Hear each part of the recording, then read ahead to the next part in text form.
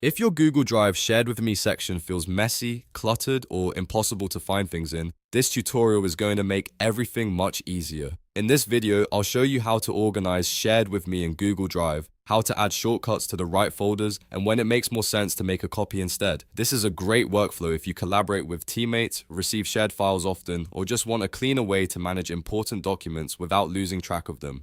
If this video helps, please hit like and subscribe for more simple Google Drive tutorials. Alright, let's get started. First, open your browser and go to drive.google.com. If you're not already signed in, log in with the Google account you use for Drive. Once you're in Google Drive, look at the menu on the left side of the screen and click Shared with Me. This is where all the files and folders other people have shared with you will appear.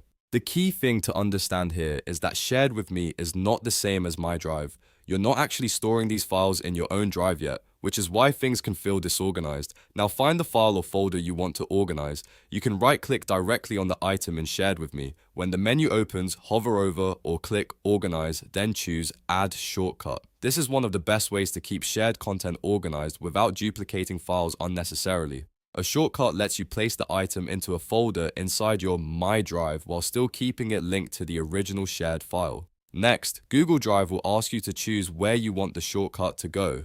Browse through your folders in My Drive and select the specific folder where you want to keep it. For example, you might have folders for work, school, clients, or projects. Pick the folder that matches the content so you can find it quickly later. After selecting the destination folder, click Add.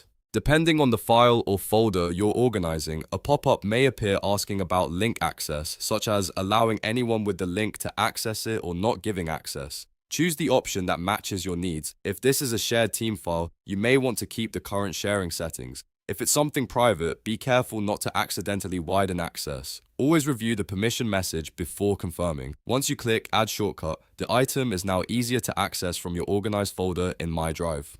This is the big advantage of using shortcuts. You can see updates made by others in real time, and the file does not count against your storage quota in the same way a copied file would. That makes shortcuts ideal for collaborative work, shared templates, and documents that multiple people need to edit. But if you do not need collaboration and you want a standalone version that you fully control, there's another option. Right-click the file in Shared with Me again and choose Make a Copy. This creates a completely separate file for you. No one else can see or edit your copy unless you share it yourself. The downside is that it does use your Google storage space, so use this option only when you really need your own independent version.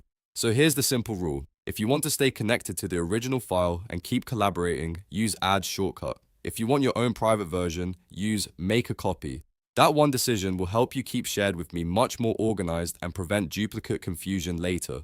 A few extra tips before we finish. Create clear folders in My Drive before adding shortcuts so your shared files have a logical home. Use project names, client names, or team names instead of vague labels. And if you work with lots of shared content, make a habit of organizing it right away instead of letting it pile up. That small habit can save a lot of time. If this tutorial helped you organize Shared with Me in Google Drive, make sure to like the video and subscribe for more productivity tips, Google Drive tricks, and step-by-step software guides. Thanks for watching, and I'll see you in the next one.